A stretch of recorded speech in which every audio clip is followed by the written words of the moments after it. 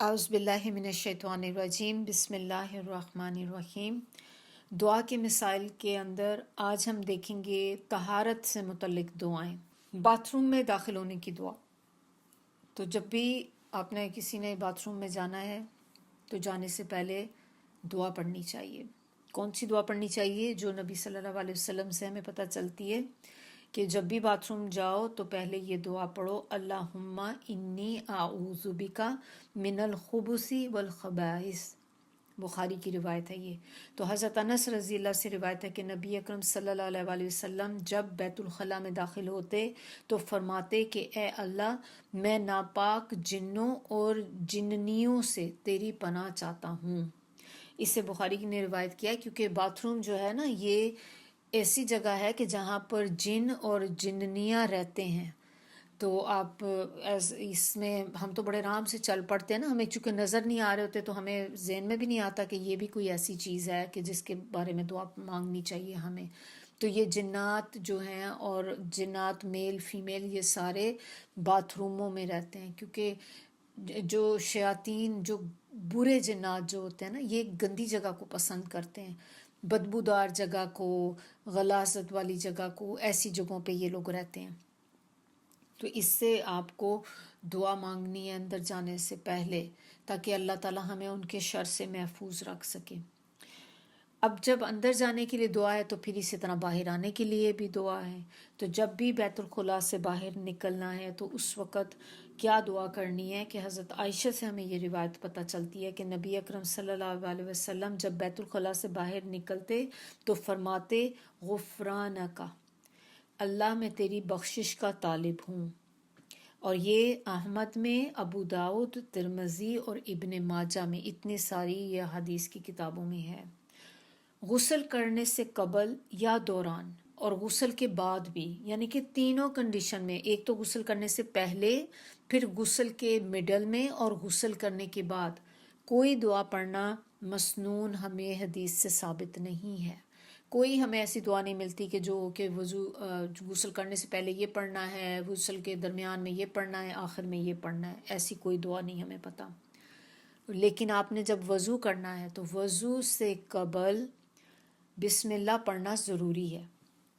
یہ ہم نے ضرور کرنا ہے کہ جب بھی آپ نے وضو کرنا ہے تو آپ نے پہلے بسم اللہ پڑھنا ہے۔ حضرت سعد بن زید رضی اللہ کہتے ہیں کہ رسول اللہ صلی اللہ علیہ وسلم نے فرمایا، جس نے وضو سے پہلے بسم اللہ نہ پڑھی تو پھر اس کا وضو نہیں ہوا۔ ترمذی اور ابن ماجہ نے اس کو روایت کیا ہے۔ اسی طرح وضو سے قبل نیت کے الفاظ ادا کرنا۔ وضو سے قبل اس قسم کے کوئی بھی الفاظ ثابت نہیں ہے حدیث سے کہ وضو سے پہلے سوائے بسم اللہ کے صرف بسم اللہ پڑھنی ہے، اس کے علاوہ کوئی اور چیز ہمیں ثابت نہیں ہوتی کہ وہ پڑھنی چاہیے۔ وضو کے بعد دعا پڑھنی مسنون ہے۔ اور وہ کون سی دعا ہے جو وضو کے بعد پڑھنی ہوتی ہے؟ حضرت عمر بن خطاب رضی اللہ کہتے ہیں کہ رسول اللہ صلی اللہ علیہ وسلم نے فرمایا کہ اگر کوئی شخص مکمل وضو کر کے یہ دعا پڑھ لے، اشہد ان لا الہ الا اللہ وحدہ لا شریک لہ واشہد ان محمدً عبدہ ورسولہ، تو جو کوئی یہ پڑھ لے کہ میں گواہی دیتا ہوں کہ محمد صلی اللہ علیہ وآلہ وسلم اللہ کے بندے اور اس کے رسول ہیں، تو سبحان اللہ سبحان اللہ، اس کے لیے جنت کے 8 دروازے کھول دیے جاتے ہیں۔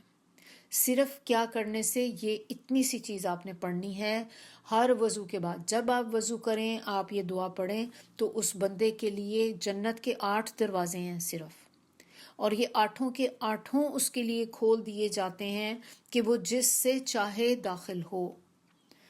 تو اس کو ہم نے بھولنا نہیں ہے کبھی بھی۔ اگر آپ کو عادت ہے پڑھنے کی تو بہت اچھی بات ہے، لیکن اگر آپ ابھی تک ہم میں سے کوئی بھی ایسے ہیں کہ جو بھول جاتے ہیں اس کو پڑھنا، پھر اس کو لکھ کر آپ کہیں اپنے مرر پر یا کسی جگہ پر ایسے آپ اس کو کہیں لگا لیں کہ جیسے ہی آپ وضو کریں تو آپ ایک دم سے آپ کی نظر اس پر پڑے اور آپ اس دعا کو پڑھ لیں۔ اس کے بعد جو دوسری دعا ہمارے پاس ہے اس کو بھی ہم نے وضو کے بعد کرنا ہے۔ ایک تو ہم نے یہ پڑھ لیا اشہد ان لا الہ الا اللہ، پھر دوسری چیز جو ہم نے کرنی ہے وہ دعا ہے اللہم اجعلنی من التوابین وجعلنی من المتطہرین۔ یہ بھی بہت خوبصورت دعا ہے، ہمیں نبی صلی اللہ علیہ وسلم سے ہی یہ بھی پتہ چلتی ہے، ترمذی میں ہے۔ اور اس کا کیا معنی کیا ہے کہ یا اللہ مجھے توبہ کرنے والوں اور پاک رہنے والوں میں بنا، ان کے اندر مجھے شامل کر۔ اور اسی کے بارے میں اسی طرح ہم نے قرآن میں بھی ہم اس طرح دیکھتے ہیں کہ اللہ تعالیٰ محبت کرتے ہیں ان لوگوں سے جو متطہرین ہیں، اللہ تعالیٰ پاک صاف رہنے والوں سے محبت کرتے ہیں، اور اسی طرح اللہ تعالیٰ توبہ کرنے والوں سے بھی محبت کرتے ہیں۔ تو اس دعا میں ہم اللہ سے مانگی کیا رہے ہیں کہ اللہم اجعلنی من التوابین وجعلنی من المتطہرین۔ تو ہم یہ دعا بھی اگر ہر وضو کے بعد پڑھنا شروع کر دیں تو اللہ تعالیٰ ہمیں بھی ان لوگوں میں شامل کر دیں کہ جن سے اللہ تعالیٰ محبت کرتے ہیں۔ آمین ثم آمین۔ پھر ایک آخری چیز جو ہمارے پاس اس میں ہے وہ یہ کہ وضو کے دوران جب ہم مختلف آزاد ہوتے ہیں اپنے، تو اس وقت مختلف اعضاء کے ساتھ مختلف دعائیں یا کلمہ شہادت پڑھنا احادیث سے ثابت نہیں ہے۔ آپ نے بعض اوقات ایسی کچھ کتابوں میں دیکھا ہوگا جس میں وہ کہتے ہیں کہ جب آپ نے چہرے پہ پانی ڈالنا ہے تو یہ دعا پڑھنی ہے، بازو دھونے ہیں تو یہ دعا پڑھنی ہے، لیکن ہمیں کسی بھی احادیث سے یہ بات پتہ نہیں چلتی۔ تو ہم نے کوشش کرنی ہے کہ ہم ایسا کوئی بھی کام نہ کریں جو ہمیں سنت سے ثابت نہ ہو، اور اگر ہم اتنا ہی کر لیں جتنا ہمیں پتہ چلتا ہے، جو ہمیں گارنٹیڈ ہے کہ یہ نبی صلی اللہ علیہ وسلم نے کام کیے تھے، تو وہی ماشاءاللہ اتنے کام ہو جاتے ہیں کہ ہمیں ایکسٹرا کرنے کی ضرورت نہیں ہے۔ اور جب ہم ان کے کیے ہوئے طریقے پر عمل کرتے ہیں تو اس کا آپ کو اجر ہوتا ہے، ایک تو اس کام کو کرنے کا اجر، دوسرا سنت کو فالو کرنے کا اجر۔ تو انشاءاللہ اگر ہم اس طرح سے پہلے کرتے تھے کہ ہر پارٹ کے لیے ایک دعا پڑھتے تھے، تو اب کوشش کرنی ہے کہ ہم اس طرح کی چیزوں سے اوائڈ کریں۔